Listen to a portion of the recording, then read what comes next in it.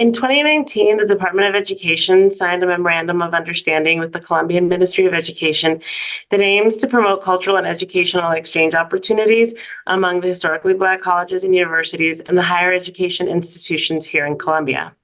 For years, the U.S. Embassy has worked closely with local partners to design several initiatives and help implement this MOU.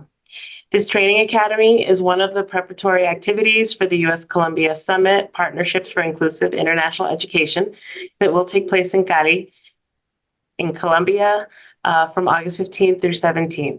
This is an important milestone in our collaboration with CCYK and with the Colombian government. We're really excited and hope that as many institutions are interested will be able to join us in Cali in August. I would like to take the opportunity to thank our colleagues from the Colombian Association of Accredited Higher Education Institutions, Columbia Challenge Your Knowledge, or CCYK, as well as the Forum on Education Abroad, who have not only promoted this training, but also have contributed to our strategy to bring together institutions from both countries. I appreciate everyone's interest to strengthen relationships between the U.S. and Colombia. I've been in the Foreign Service for actually exactly 20 years this year, but my current capacity as the Attaché for Education and Culture has allowed me to see firsthand the power of education in the bilateral relationship. I've seen the amazing programs that all of you develop and the impact in your academic communities that's going beyond reach to actually change the society. And this is one of the reasons why we want to focus on promoting diversity, inclusion, and inclusion in our programs. For those of you that are new to this training, I would like to highlight that the U.S.-Colombia Summit Partnerships for Inclusive International Education will bring together colleagues from the U.S. and Colombia to connect on specific field of interest and develop programs for Afro-descendant students in both countries. These workshops are our first preparation activity for the summit, so I hope that they're informative and they give you all of the information that you need to be able to join us in Cali in August, but also to start thinking about how you want to take the first steps in developing new partnerships and designing new international exchanges between your institution and institutions in Colombia or in the US. I highly encourage everyone to take this opportunity to kind of get to know everyone and get involved in new projects with Colombia. And finally, I'd like to thank our speaker for this session, Ms. Zebani Majid, the Director of International Students, Scholars, and Programs at Hampton University. Ebony, thank you so much for joining us today and for sharing your experience and helping us facilitate this exchange. I hope everyone has a productive session today. Thank you so much. Have a great day.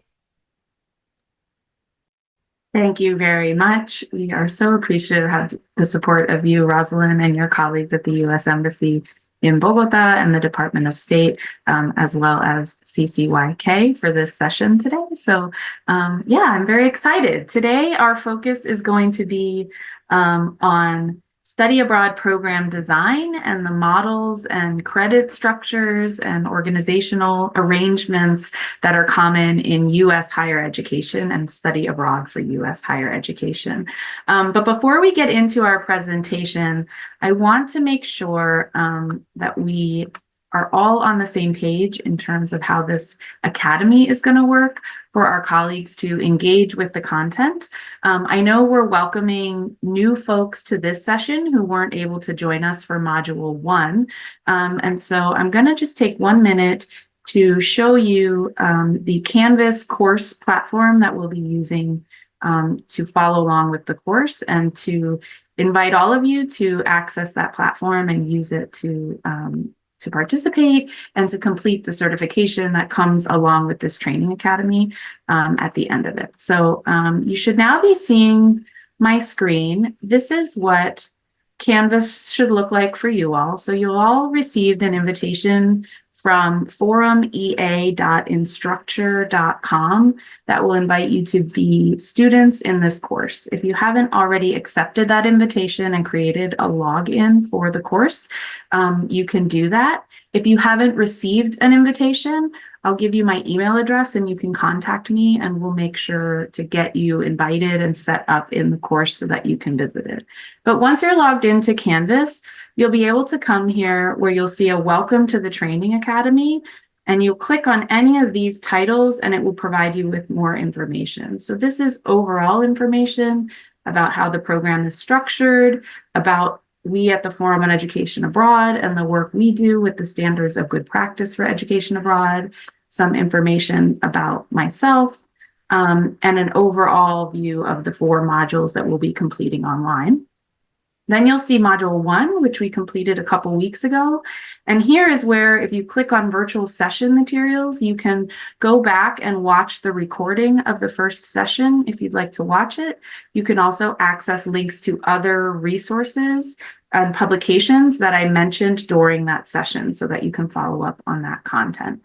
And then after you review those materials, you'll see a place for the portfolio assignment. Many of you have already completed this assignment, but if you're interested in getting a certificate of completion for each module, and then at the end, a digital badge that shows your completion of all of the modules to certify your knowledge of the standards and how they apply, you can log in and complete these assignments, and I will review them, confirm that you've completed them successfully, and then give you a certificate of completion at the end of each module. So I just wanted to make sure everyone is familiar with this platform. You can, for example, click here and you'll see the last session. If you missed it, if you're new to the program, you can log in to view the recording. Here's the password for accessing the recording. You can also download the slides. You can see the biography of our previous co-facilitator of Module 1, Dr. Andre Stevenson. Welcome, Dr. Stevenson. I see you're here with us again today. Thank you for joining us. And then again, additional resources of things that we mentioned during the program. So that's just an overview of what you'll see in Canvas to help you follow along throughout the course.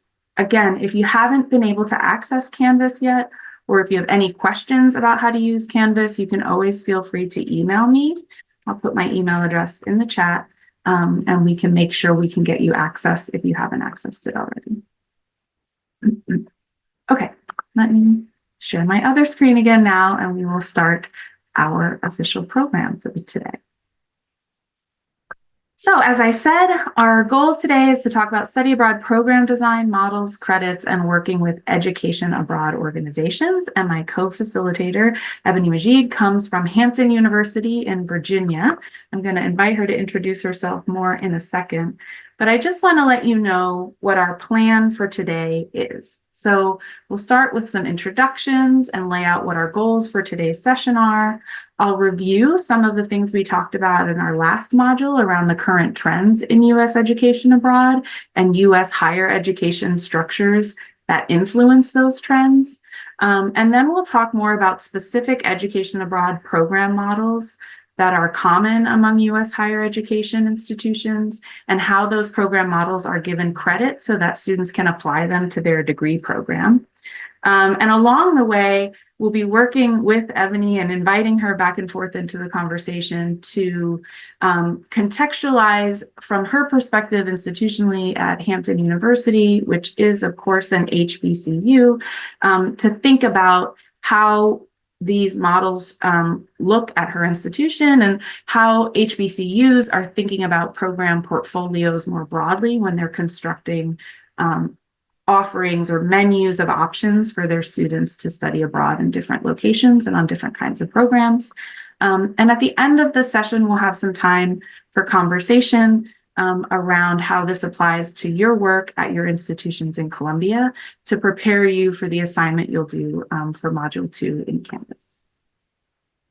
You mostly already know me, but some of you may be new. My name is Amelia Dietrich. You can also call me Amelia because I speak Spanish and that's what my suegra calls me. I am the Senior Director for Research and Publications at the Forum on Education Abroad. And my background is in Spanish linguistics and bilingualism studies. And I've also mentored undergraduate research abroad and traveled with students on a short-term program to Sweden a couple times for the Future Nobel Laureate Scholarship Program. So that's my experience in the field and in the world. And now I'm going to invite Ebony to please unmute and introduce yourself and tell us a bit more about your experiences. Mm-hmm. Hello, everyone. Good morning. It's such a pleasure to be with you all. I am Ebony Majid, currently the Director of International Student Scholars and Programs at Hampton University, located in Southeastern Virginia. I am actually a graduate of Hampton University. My undergraduate degree is in Spanish with a concentration in international business. So my particular role here means a great deal to me, being that so many years ago, I graduated from this institution. My master's studies are in international communication. And throughout my career, I've spent time actually at different institutions in the study abroad space, specifically in the education abroad space, working with institutions to create and help create different types of programs for faculty, for administrators, and really concentrating on how to expand the different opportunities throughout the world for the students that we serve. So a lot of my work comes with strategic planning and looking how to invite intentionality, this idea of intention behind the programs that we develop. So I look forward to sharing more with you all and learning more about you as well. Thank you very much, Ebony. Welcome. We are so glad to have you with us today. And that's right. It's now your turn, participants. So I invite our colegas colombianos to please introduce yourselves in the chat. If you could share your name, your professional role or title, and the university that you're working at, as well as maybe where in Colombia it is, if the location is not in the name of your university. We'd like to be able to welcome you and get a sense of who's joining us today.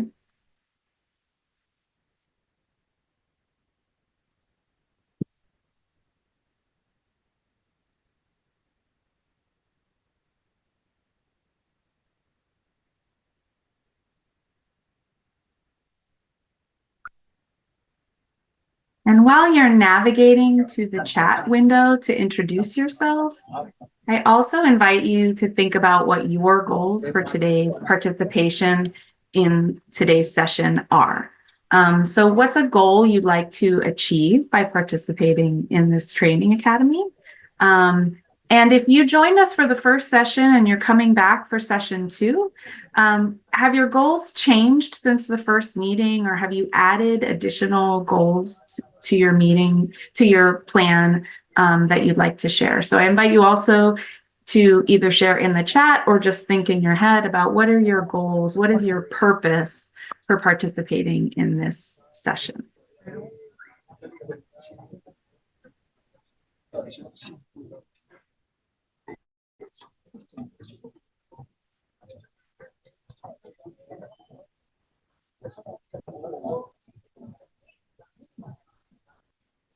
Thank you, everyone, for introducing yourselves in the chat. So great to see such a wide variety of locations and institutions represented here from all over Colombia.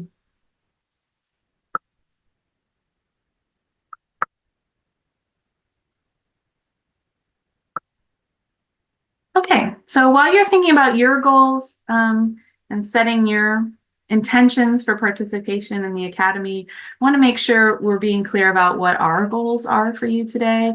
Ebony and I have been meeting this week to prepare for this session, and we want to make sure that by the time we're finished today, we've prepared you to understand what program models for education abroad programs are prevalent in the United States, to learn some specific examples of how one HBCU, the one that Ebony is representing at Hampton University, has built out their education abroad portfolio, and to be able to apply the standards and some of our language and definitions from the Forum on Education Abroad to your institution's strategy for developing international education programs. As a reminder or a first time, if some of you are new to us this session, I work at the Forum on Education Abroad, which is a not-for-profit association founded in 2001 that is recognized by the US government as the organization responsible for helping our field and our profession identify what are the standards of good practice for education abroad. And so that publication, the Standards of Good Practice, are used as a guide by US colleges and universities, as well as private organizations and NGOs, to guide what is good practice comprehensively for academics, safety, student support, partnership arrangements, etc., around education abroad programming. Our standards are currently in their 6th edition. We update them every few years because as the world changes and our work changes, we make sure to update the standards to keep pace with those changes. And so this purple edition is our current edition, and it's version number 6, published in 2020. You can download the standards from our website. I've shared a link in Canvas where I showed you the resources on the page earlier. We also have them translated into Spanish, although I will ask your forgiveness. Everyone seems to find a preference for the Spanish translation because of geographic differences in the language. And so it may be imperfect, but hopefully it can be helpful if you're interested. Okay, so let's move into sort of the focus for today, which is program models and how programs are structured at US colleges and universities. And we're going to do that by reviewing some trends in US education abroad that we talked about in Module 1. Before we do that, I want to make sure that we also are all clear on what the US higher education system looks like in terms of our semester system and the calendar each year, because those look a little different than the schedule that you all follow at Colombian universities. And so it can be important to understand this when you're trying to match up with US institutions for partnership arrangements. In the US, most colleges and universities and institutions of higher education follow a semester system, which means that there's 2 main semesters that are about 15 weeks long. The first one we usually call the fall or autumn semester because in North America, that's the season of the year it is, between August and December. And then the second semester, what we call the spring semester in the US, usually starts somewhere in January and goes until approximately early May. During the spring semester, there's usually a 1-week break that we call spring break that usually happens sometime in the month of March.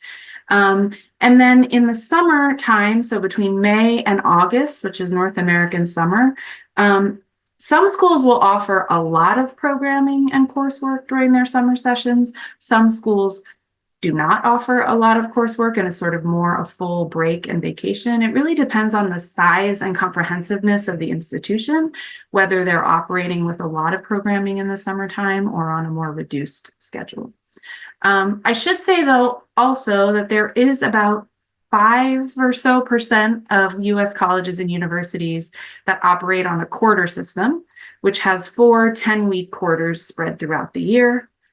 You can see that on the calendar. And again, here in that summer session, the summer quarter will really depend on the size of the school, whether they're offering a lot of coursework during that summer session or not really, if they're more of a summer closure or reduced schedule. But in any case, summer, as we know, is the main time that a lot of US college and university students like to study abroad. I showed you this graph last year, that in the last 10 years or so, we've seen a big increase in the percentage of US study abroad students that study abroad in the summertime. Nearly half of students study abroad in the summertime. Another thing to note here is it's still a pretty significant minority, although it is going down a little bit, the number of US students who are studying abroad for a full semester.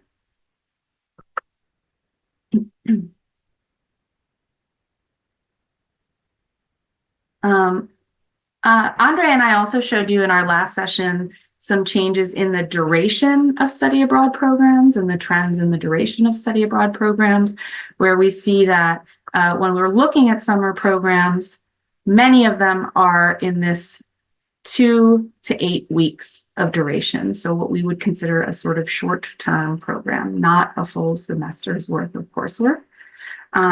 And another increasing trend is very short programs. So programs that are 2 weeks or less still represent a small subset of study abroad, but it is an increasingly common offering.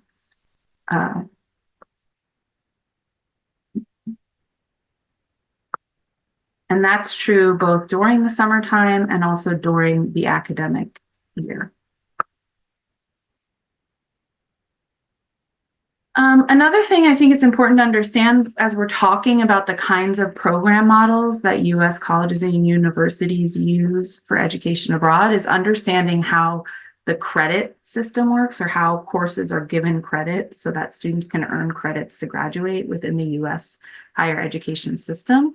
An undergraduate degree at a U.S. college or university usually requires at least 120 credits, as we call them, which works out to students taking about 15 to 20 credits each semester that they're in college or university for about 4 years or 8 semesters, because courses are usually worth about 3 credits.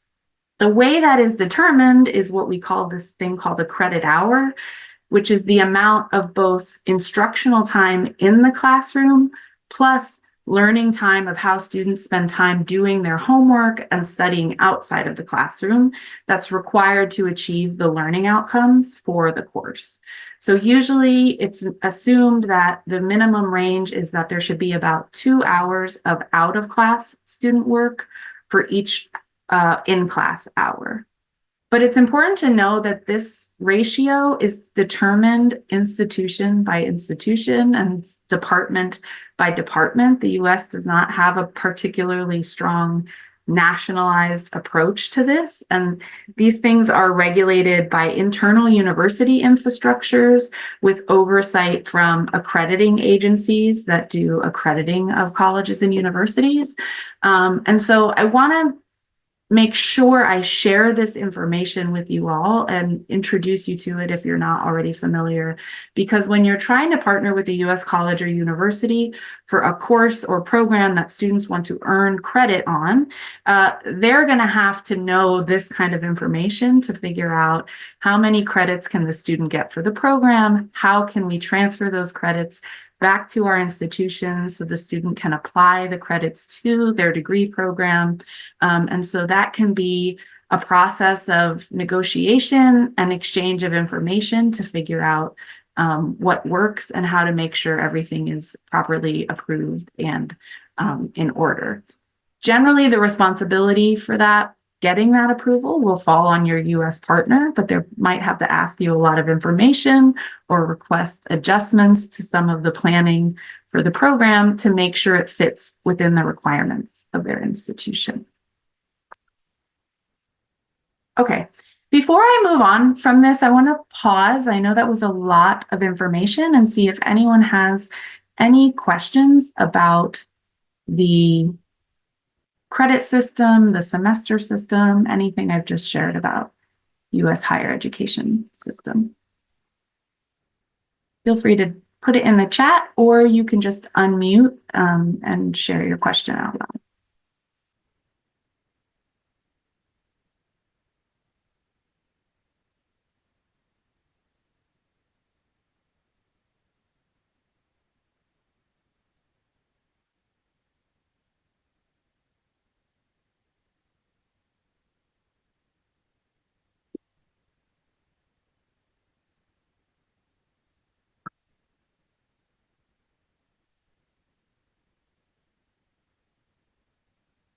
Okay, hearing none, we'll move on. And I'm going to invite Ebony back into this conversation because, as you all know, we're here to think specifically about how to build partnerships between Colombian institutions and historically Black colleges and universities. And so we wanted to think and contextualize a little bit more this idea of what internationalization looks like at HBCUs and how sometimes that's a little different than you might be used to if you're generally have been working with American universities that are predominantly serving white students as opposed to Black students. And so Ebony and I were having a conversation the other day about this, and I want to invite you, Ebony, to share some reflections and guidance. And yeah, what do you think? Yes. Well, as an international educator at an HBCU, but also the educational product of an HBCU, I'm finding that the international education space now has been so much more exciting for the more than 100 HBCUs that exist in the United States. Again, that's more than 100 of them. And they all have different characteristics. They all have different strengths when it comes to academic, when it comes to student support, when it comes to their own institutional culture. But the main thing I think that's important to keep in mind as you're looking to pursue different opportunities and agreements with what is considered historically Black colleges and universities is the fact that the history and how HBCUs were developed in the United States and why they were developed. It's very, very important to always keep in mind. There was a time, of course, in the United States history, many of you know, where I see a couple people are saying it's not clear. So I'll share with you that there was a time in our history in the United States where for people who presented as myself with darker skin tone or who identified as Black or African American or the descendants of Africans, it was actually illegal for us to pursue an education. There were times when if we were caught reading, for example, or trying to educate ourselves or educate others, there would be consequences, very unfortunate consequences. So out of that time, over 150 years or so, different states in the United States, and at some point, the US government thought it very important to create educational spaces, colleges, institutions was a term that was used before many of these HBCUs actually became a university. So it allowed comfortable, encouraging space so that Black and Brown and African descendant students could actually pursue education and obtain degrees and obtain different types of training. So I wanted to make sure I laid that foundation because, again, I see in the comments, and thank you for being honest, Jaime and Lily, when you noted that it wasn't clear the history of HBCUs. It's part of the reason why they exist is because there was a time when Black students were not able to legally obtain an education. Now that we're at 2024 and we're speaking of the international education space, what's happened over the last couple of decades is that more and more HBCUs are identifying value in international education and making sure that their students have opportunities to travel, to study, to pursue internships in different countries of the world in order to make them even more of a global citizen and be able to interact and engage with people whose cultures, whose languages, whose foods, whose histories are different and in some ways are very similar as well. So for Hampton University in particular, we have a president who's in his third year of service now, who is very much engaged in the international education space.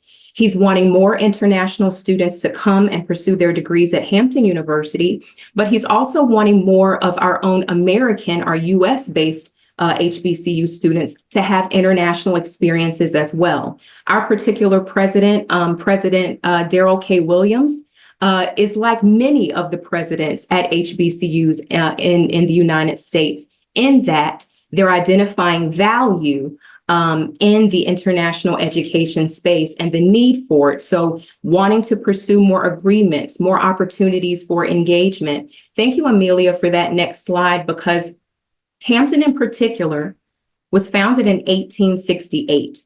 And of the over 100 HBCUs, many of them were founded around that time as well, which means that there is a deep, deep history when it comes to the purpose of the institution. Hampton in particular is a private institution, and it's a bit smaller. All of the HBCUs in the United States range in their levels of enrollment, as small as a few hundred students up into several thousands of students. So it's good to know that there is a variety. There are differences, if you will, across the HBCU space. And Hampton in particular is just one of many, many examples. So I hope I've done a good job in kind of, again, laying the foundation in the purpose and the intention behind the HBCUs, Hampton in particular, and its goals and visions as it relates to the international education space.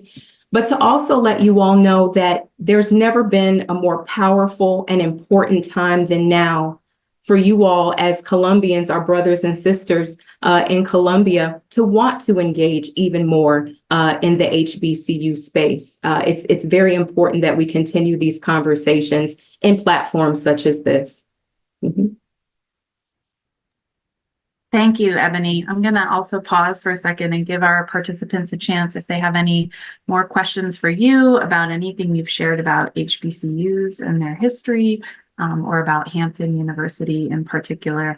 I really appreciate that you've highlighted, again, this historical framework for HBCUs that really does continue to condition and influence and guide a lot of how HBCUs approach the educational opportunities that they offer for their students, which includes, again, this focus on supporting students' opportunities and connecting students to the Black diaspora around the world, of which, of course, we know in Colombia there is a pretty large Afro-Colombian population. And so there's exciting opportunities, I think, as well, to think about ways that those particular communities can connect. But of course, it doesn't have to be limited to that when you're thinking about partnerships between HBCUs and Colombian universities. But it's an exciting opportunity. Seeing no questions from our participants, we're going to move into the section where we talk more about program models. And as we do this, I'm going to share the theory of each program model, so to speak. I'll define the program models, and then I'm going to invite Ebony to talk a bit more about how this really works in real life at her institution, as well as drawing on her experience in other institutions more broadly. So let's start with our first program format, which is direct enrollment. This historically in the US was perhaps a very common format for study abroad. It's maybe not quite as common anymore among US study abroad students, but direct enrollment is when a student travels to another university in another country, and without any kind of other arrangement, they just sign up and study abroad and they study and take classes at a host university. So it's not really about programming specifically for international students. There's not a third party facilitating it. It's really just students traveling, for example, from the US to Colombia, registering to take courses at the Universidad Distrital in Bogotá and taking coursework there alongside Colombian students. What this means in terms of how a student gets credit for their coursework, if they want to apply it to their degree program in the US, is that the host institution, so the university in Colombia that would receive that student, gives that student a transcript that documents their successful completion and earning of credit for their coursework. And then that student takes it back to their home university to apply the credits to their degree. Ebony, do you have programs like this at Hampton University, and what kind of students are attracted to them? Or tell me a bit more about what these kinds of program opportunities look like at Hampton. Mm-hmm. We do. We do have direct enrollment opportunities, and those came out of agreements that were designed with particular institutions around the world. And there can be value in direct enroll opportunities for a couple of different reasons. One is it tends to allow the visiting student to have access to the full academic catalog of the host institution or the institution that they're visiting. So what that could mean is that it allows for a student to take classes and obtain credit in courses that are not only intended for their major area of study. It can be, for example, for their electives, maybe for some special research credit that they may be looking forward to. So the academic piece, that's an advantage. Direct enroll is also very useful for students who may consider themselves a bit more independent. So there are some students when they study abroad, they may want to go with a group, and we'll talk about those in a moment. But direct enrollment is also for those students who really want to get engaged and really want to be a part more so of the country that they're visiting, of the school that they're visiting. They want to be a part of the citizenry that is available in that particular location. So those, I would say, are the two ways that our students identify when a direct enroll option is best for them.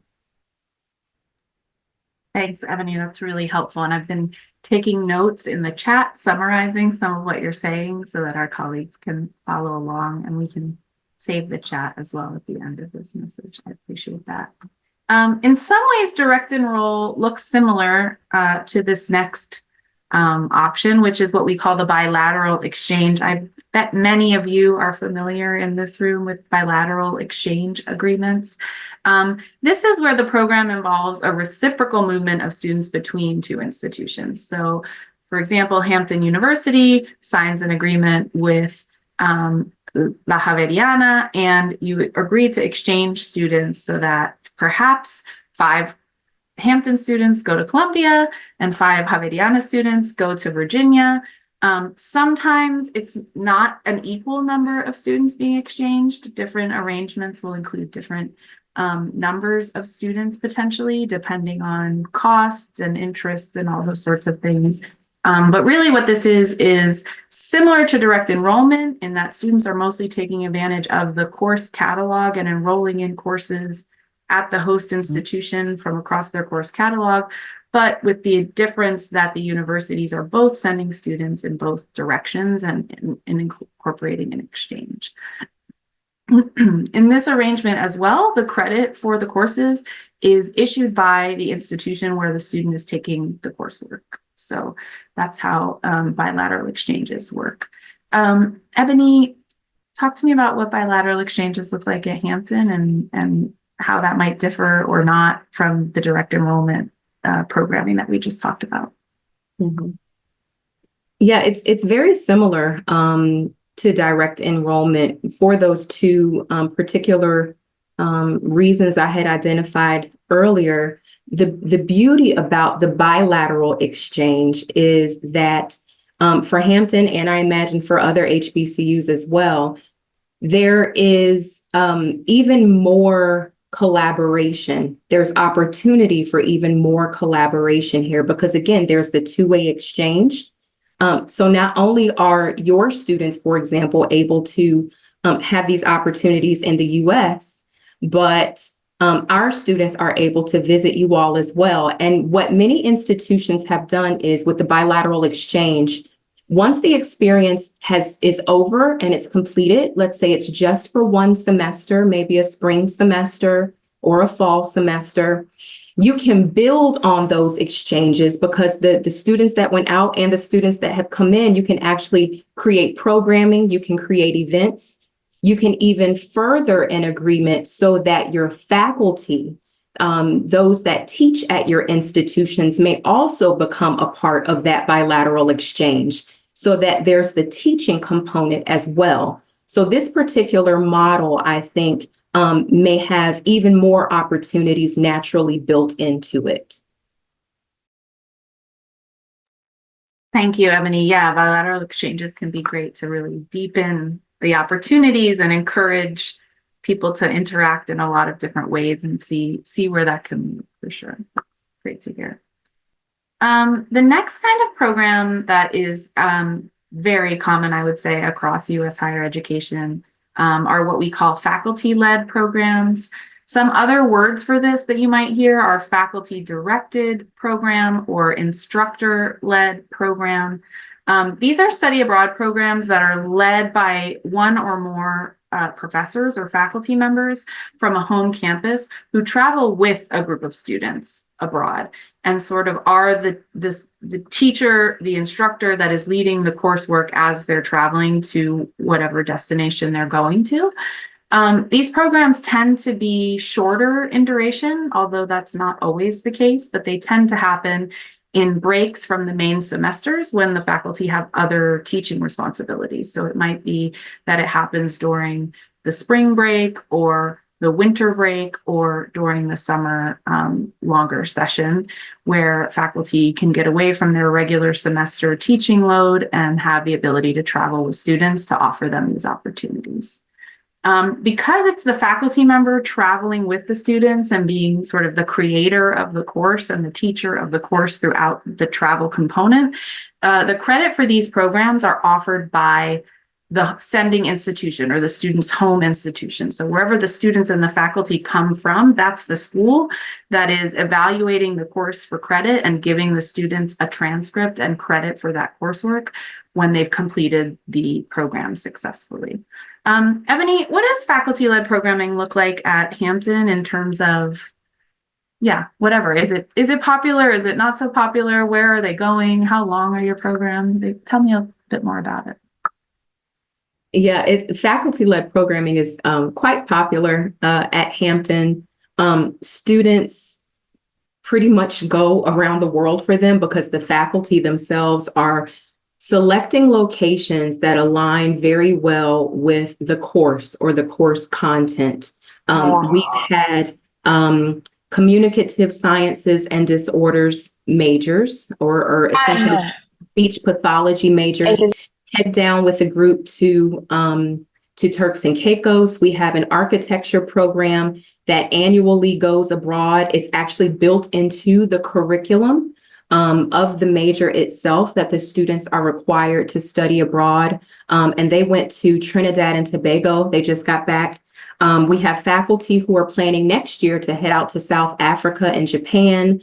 There are a couple of locations we're planning for Central and South America as well. The advantage of faculty-led is there are some students who want to have an international experience, but they may want to go with a group of students from their home institution. So there is an advantage there because they feel that they have that additional support. And it's a bit different from the direct enroll maybe, or the bilateral exchange. And thirdly, faculty-led can be good and have an advantage for your faculty as well, especially if a requirement of their teaching contract is that they conduct research or that they have some type of specialized teaching opportunity. This could check that box for them if they were to pursue it. Thanks, Ebony. Those are really good points. Another thing we've seen a lot as far as faculty-led programs in the United States go is that there's a lot of evidence that within the U.S. higher education system anyway, and I imagine this is similar in Colombia, faculty are the people who are spending most of the time with students. The faculty become teachers, mentors, supporters, trusted advisors of students. Students can develop really attached, really wonderful, rich relationships with their faculty. And so knowing that you're traveling, as Ebony said, know that you're traveling with a faculty member that you know, that you trust, can be a really great way for students who maybe don't have a lot of experience traveling to feel like they feel supported to be able to go abroad. It can also be really, I think, supportive when we think particularly about, for example, students from HBCUs. We know that there's a lot of research that when students are confronting identity issues while traveling abroad or perceptions of their identity, potentially prejudices or mistreatments against them because of their perceived or actual identities while studying abroad, having additional support can be really valuable in helping those students navigate that and feel psychologically and emotionally safe, as opposed to feeling like they have to figure it out on their own. And that can be even more helpful if the faculty member is someone who shares those identities with the students, sort of can help them walk through it and face those challenges together. There's quite a bit of exploration of this that shows that. And so it can be an interesting way for institutions to try to engage students who might not otherwise study abroad and think about ways to get them to also maybe study abroad in different places, maybe not the most obvious or popular places that most students go, by having that extra built-in support, that community that travels with them. It's a place where they already feel safe and supported. And so it sort of goes with them instead of feeling like a scary unknown thing that they're facing by going abroad. So thanks for sharing that, Ebony. The next type of program that we're going to talk about is one that has many names. Some of you may be familiar with this and using these kinds of relationships. Some of you may not. But we are talking about working with third party of some sort. So this is where some sort of organization or company that is not necessarily a college or university or institute of higher education is involved in helping facilitate and organize a study abroad program. These can be what we often call independent program providers or independent program provider organizations.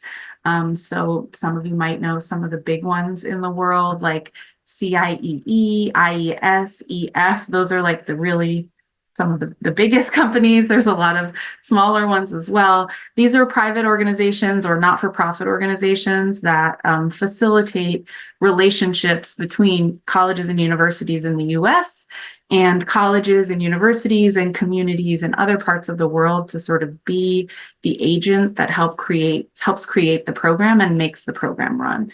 It's not only big companies and big multinational organizations like the ones I mentioned, although those sometimes are the most obvious. It can also be oftentimes much smaller organizations, NGOs or nonprofit organizations that are working in smaller spaces and often have a commitment to engaging international students with their local communities or their sort of purpose as an NGO in the work that they're doing for their local community. And so the way these arrangements work is usually that the credit, therefore, is issued by a school that agrees to approve the program on behalf of the company in what we call a school of record relationship. And so the organization will have an arrangement that allows a college or university to review the programs that they're operating, review the courses that they're offering, and give it credit as if it were a course offered by their own university to facilitate that transfer of credit for students participating in these kinds of programs. So this can be, like I said, a lot of different kinds of structural types, a lot of different kinds of program formats that go under this umbrella. But again, it's the thing that keeps it all in common is that these are organizations that serve as agents or connections, third parties that help arrange partnerships between folks in different countries. So Ebony, do you work with provider programs or NGO organizations for third-party programs? And tell us a little bit more about what those look like and why you do that. Yes, we do work with them. We work with some of the larger ones that you had described, and also some that are smaller and more specialized, especially if it is that students are looking to have, for example, an internship experience in the health sciences. And maybe there's a clinical opportunity that's available with that. So in cases like that, it would be, a smaller, more specialized organization. One of the advantages I think that many HBCUs can identify in using a quote unquote provider is that it's sort of an all-inclusive service. So when you work with them, they're able to support your students in identifying course options. Many of them, especially now, provide support with curriculum articulation, or this idea of getting the classes approved for transfer credit. Many of them provide that service. When it comes to risk management and safety, that is also an advantage because many of these organizations have entire teams whose sole purpose is to support the students on the ground, address different types of emergencies that may happen, and be able to triage. So that can provide support to your institution. And then another way is this idea of housing. Sometimes students may be concerned about housing options. Many of these organizations have specific contracts either on a campus or near a campus where students are able to sign up for housing. So there's a lot more support there. If you know that your office or your team is a smaller office or team and you're having to be responsible for many things and wear many hats, then the provider option may be something that's helpful for you, again, because they provide so much support to get your students to have that international experience. Thank you, Ebony. And I think it's important to make sure we point out that there's often a mix of arrangements in terms of how provider organizations work, in that sometimes provider organizations are contracting faculty and staff directly who work directly for them and are offering perhaps courses that they're teaching directly from the provider.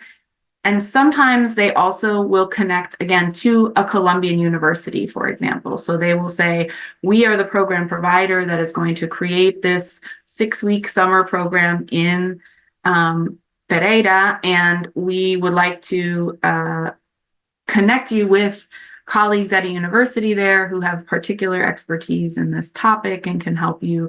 They can be the instructors of record. Students might have access to some of the courses or some of the benefits of a university relationship, with, as well as you mentioned, the additional support administratively, logistically, et cetera, that comes from the provider organization itself. So these can be, I think, very helpful arrangements, particularly, as Ebony mentioned, for organizations that maybe are newer to international programming or have small staff and not a lot of human resources to devote to developing programs. It can be a way to internationalize your campus and your opportunities with a reduced workload on your team itself. So it can be something that's really worth considering if you haven't explored these options already.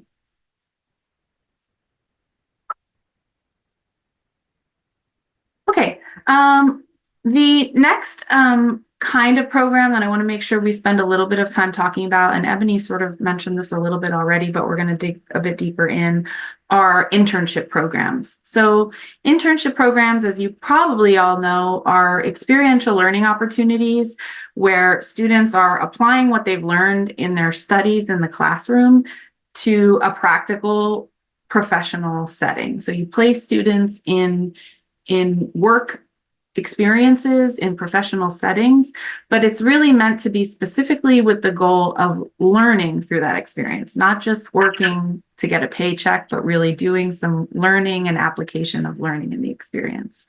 It generally involves having a dedicated supervisor at the workplace who understands the learning goals for the student's internship and is helping sort of as a co-teacher and mentor to guide their learning experience, and often includes sort of specific touch points of reflection or assessment to engage students in thinking about what they're learning and how they're learning it, and how they're going to apply it to their future careers.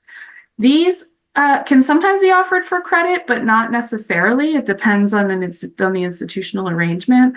A lot of times students are willing to engage in these kinds of programs, even if it doesn't transfer towards their degree as credit, because of the professional experiencing and the network opportunities that it offers them. And so it can be a credit-bearing experience or not.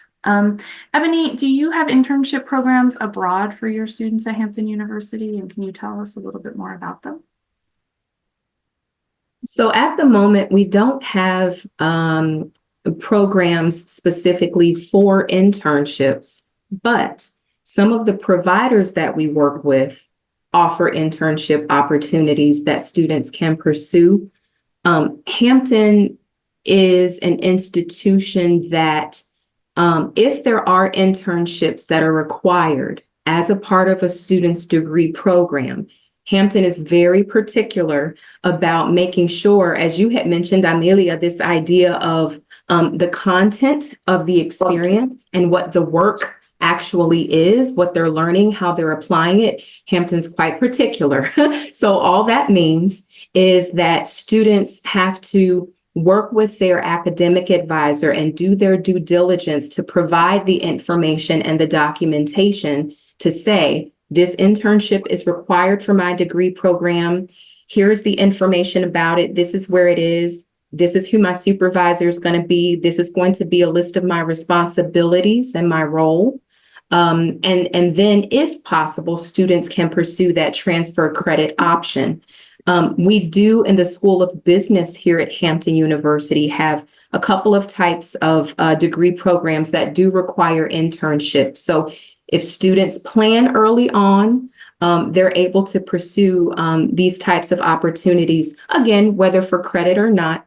I will say for our family members on the call right now in this meeting to say, if you are an institution that has really good relationships with some of the businesses in your area, some of the companies in your area, and maybe you already have internship opportunities available to your own students, to continue to build and to see what opportunities exist with HBCUs here in the United States, because that could be an opportunity for partnership and agreement there. So internships is a particularly exciting space in international education. Thank you, Ebony. Those are all really good points. I'm here in the chat trying to take notes so that I don't forget them. Yeah, that's a really good point. I think to think about building on networks you may already have. Many of you probably are engaging local businesses or community organizations in your work for your local students. And it could be interesting to explore ways to expand those opportunities to international students that you might welcome from HBCUs. In a similar kind of arrangement, but maybe for a slightly different kind of purpose, another category of programming that we talk about a lot in U.S. study abroad is service or community-based learning. This is sometimes also called community engagement or community engaged learning. So this can be sort of under a broad umbrella. Sometimes it looks more like a course. Sometimes it looks a lot like an internship, but it's some kind of experience where students are enhancing their academic learning through reciprocal relationships with communities. So like internships, the idea is that you're applying things that you're learning academically in a non-academic, in a practical context. What makes them sort of sometimes different or special compared to the general term internships is this idea that you're placing students in situations, in relationships, in opportunities that are helping students work with communities and thinking about mutual or reciprocal benefits and mutual and reciprocal learning, where the students working alongside community members to advance their critical thinking, developing their sort of civic consciousness, and really thinking more about public problems as opposed to an internship in a private company where it's more about advancing the business and the earnings potential of a private company. Similar to internships, these kinds of arrangements can be for credit or not for credit, and generally in the same ways. It sort of depends on how structured the learning part of it is and the opportunities for reflection and assessment are to assess whether the student is really engaging in learning and critical reflection around what they're doing in these programs. Ebony, what do opportunities for community engaged learning look like internationally at Hampton University? Mm-hmm. Yes, it's very similar to the internship space as it relates to how it's designed and whether or not a student may want to pursue academic credit or transfer credit.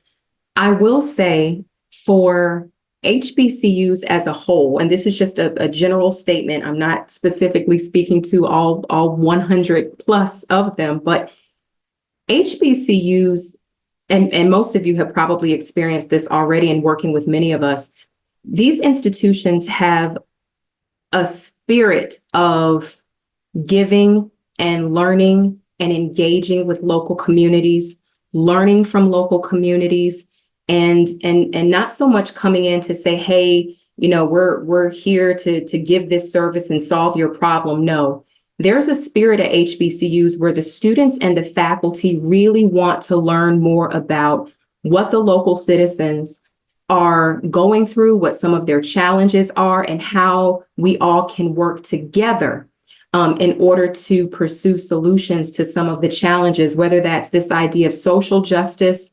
We're talking about, the environment and this idea of climate change and how there's so many different changes going on now that we're in the 2020s. So this space in particular, I think, is near and dear to many hearts and minds of HBCUs. So this is definitely a space, as you all are planning to expand your agreements and build on the opportunities that you already offer your students. When it comes to these agreements, this is definitely a space you'll want to spend time, I believe, in having conversations with HBCUs across our country. Thank you, Ebony, for drawing that out. I think that's a really important point to know about HBCUs. Thank you. Okay, so we are coming towards the end of our session. We've got our last sort of 20 minutes or so before we have to wrap up. So now's the time where we get to apply what we've learned a little bit and think about what we've learned. I want to plant for our Colombian colleagues the seed of thinking about whether you feel like today, right now, if I picked one of you and asked you to unmute and speak up, would you be able to describe clearly what kinds of programs or opportunities are available at your institution today for international students? So if you were in a meeting with Ebony or Andre about potentially building a partnership, would you be able to describe what are the existing opportunities that you have available? And while you're thinking about that, thinking about how you would describe that, I'm going to invite Ebony to also share, Ebony, you've walked us through the different kinds of programs you have at Hampton. We're here with our Colombian colleagues because they're interested in building more partnerships with HBCUs in the US. So when you think about what you've already got, and we know you have limited resources and, it might take a long time bureaucratically to get a new partnership arranged. We all know how these things work sometimes at our institutions. You have to balance sort of a lot of different factors before deciding to partner with an institution. And so I'd be curious if you could share a little bit more about what's going through your mind. What is your approach to how you decide whether or not to pursue a new partnership or to add a new opportunity into the portfolio of opportunities you offer for students at your institution? How do you approach that question? Mm-hmm. Thank you for that question. I think it's an important one as we're ending here. Two things come to mind. They're not the only two things, but these are the two things I think that kind of rise like cream to the top when I'm thinking about pursuing partnerships or agreements. One is this idea of accessibility. So when it comes to the idea, we know students want to have international experiences. But how do we partner and with whom do we partner in such a way that makes it so that as many students as possible could participate if they wanted to? So when it comes to accessibility, you're wanting to think about cost, the cost ultimately to the student or to your institution, with who you're partnering with. Is it a partner that is conscious of the financial barrier that sometimes students may have to endure, right? So when you think about a partner, you want to think strategically about a partner who can offer all of the support and the experience and the services that you're wanting in a way that can keep that cost low so that students can have access to it. The second piece of accessibility is going to be academic accessibility. Are you partnering with someone or an institution or partner who can offer the most types of academic offerings? Or are you wanting to be more targeted for certain types of academic fields? There's no right or wrong to it necessarily, but that is something that you want to give thought to with this idea of accessibility to make sure that as many students as possible can participate. The second piece is if your institution or your organization has a strategic plan or some type of mission statement that mentions international education or it mentions global engagement, your mission, your vision, your strategic plan, if it mentions that, make sure, I encourage you to think about partnering in a way that meets that vision or meets that requirement or meets that mission, so that you can create intention behind it, so that if you go to your administration or the authority figures at your institution and you're asking maybe for scholarship funding, you can make the argument that, well, this agreement that we're pursuing meets that strategic plan. It meets that vision. It meets that mission. Therefore, it aligns. So that intention behind drawing the line with your strategic plan or your mission or your vision, that is also very important and something you may want to keep in mind.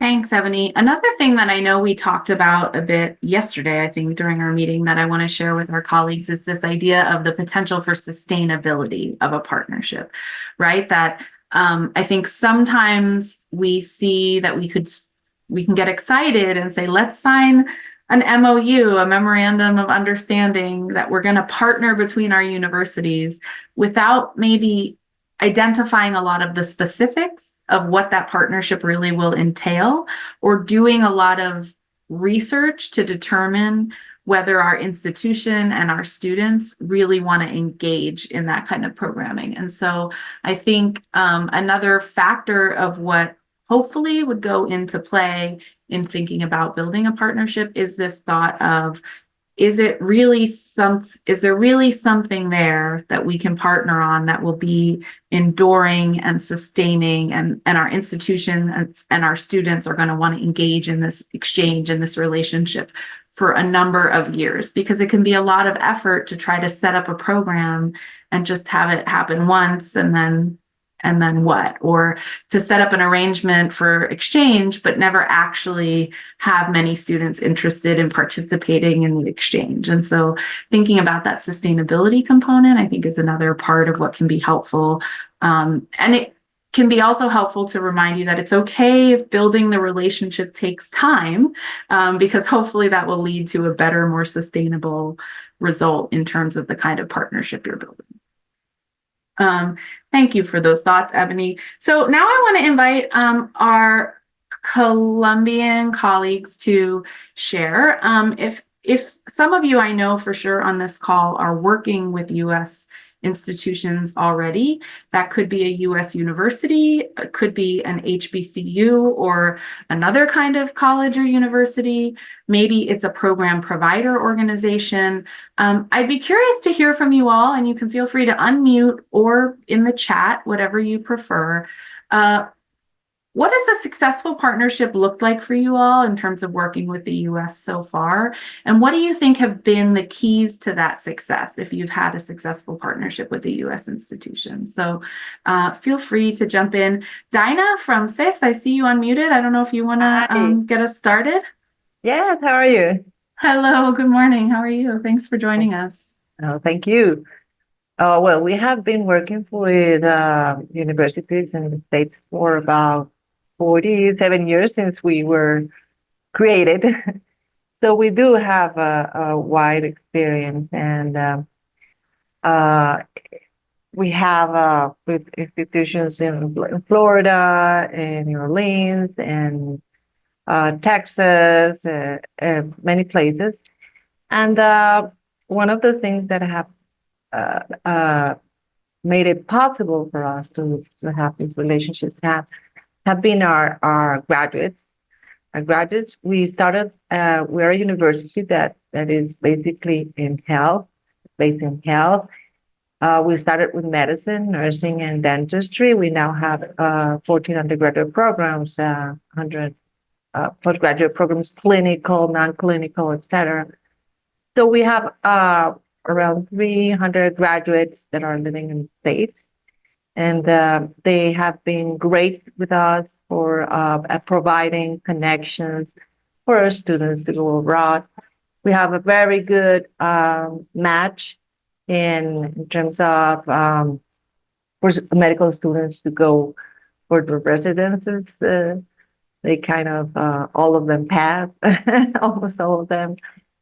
And I think that exchange and that possibility of having some sense people there, it's great. But we also have been building relationships with our partners through the Global Affairs Office, the International Affairs or the International Relations Offices. And I think that the successful there, it depends on areas. If these two international areas are capable of getting together the specific areas that are going to work and have them understand and learn that they have to continue their communication throughout all the time. So that's the way it works. Another way it works is that actually some of our teachers or students have connections there and they start like a relation and then they call us and say, hey, we want to do this and that with this university, and then we help them do it. So I think that's two ways that have been very successful for us, and what I think it's key to give a continuity to the communications established. I think that's great, and for us, the experiences that we provide here for the students are both in hospitals, clinics, NGOs, communities. Why? Because our methodology requires that our students from the 4th, 5th grade, they're already learning inside. So for the first 2-3 semesters, they're working in theory and a lot of simulation. We have a lot of simulation for all our programs, but then they start observation rotations, and then they start hands-on rotations, and with the different alliances that we have, and also in our hospital, we do it with we have all the like One Health for humans, animals, and biology and ecology. So we have not only the hospitals and clinics, but we also have like the farm where they go and learn how to do whatever. That's wonderful. So and our students, when they go there, although they cannot do hands-on many times, we think that it's very important for them to learn how things work there, how you communicate with patients there, how the system works, the educational system, the health system, or whatever area they're involved in. So I think it's a win-win situation. Wonderful. Thank you so much. I'm glad to hear that partnership is working well for you. And I think you made some really good points that when you're building and maintaining partnerships, thinking about your alumni networks and or your faculty and administrators, personal networks can be really good places, because that means you've got people that are already personally invested, and that makes it easier to keep the partnership going, and keeping good communication open, not just at the beginning, but long term is how you keep a partnership sustainable. That's definitely a very important part of a partnership. I can't tell you how often at the forum we hear from folks who are sad to discover that certain programs or partnerships sort of die out when there's a change in staff. Someone retires or they get a new job, and then the partnership fizzles, it disappears because the relationship was too specific. And so I think to your point, all the examples you gave were really good ones. And also remembering while you're communicating, while you're building that network, sort of maybe bring someone else from your institution with you to those meetings sometimes, double up, and ask your partner to double up and introduce you to other folks on their team as well, so that you can sort of build those relationship networks instead of the relationship just being reliant on two people. And then if one of them changes jobs, the whole thing falls apart. So thank you very much, Dina, for sharing your perspectives. We are almost out of time, and I know we wanted to give Diana a chance to share some information with you all. So Diana, are you there? Can you hear me? There we go. Buenos dias. Go ahead. Take it away. Hello. Hi, Amelia. Can you hear me? Hello. All? Yes, we Yes. can hear you. Thank you. So, hello. I hope everyone enjoyed this amazing session. And I also want to thank, of course, Amelia and Ebony and Camila and everyone today.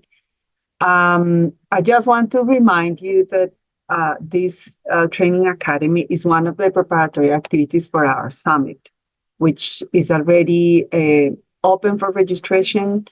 And I also want to remind you that the summit is offering financial support. Not for everyone, unfortunately, we have limited resources, but we have support for at least half of the participants. And the deadline to ask for support is coming soon.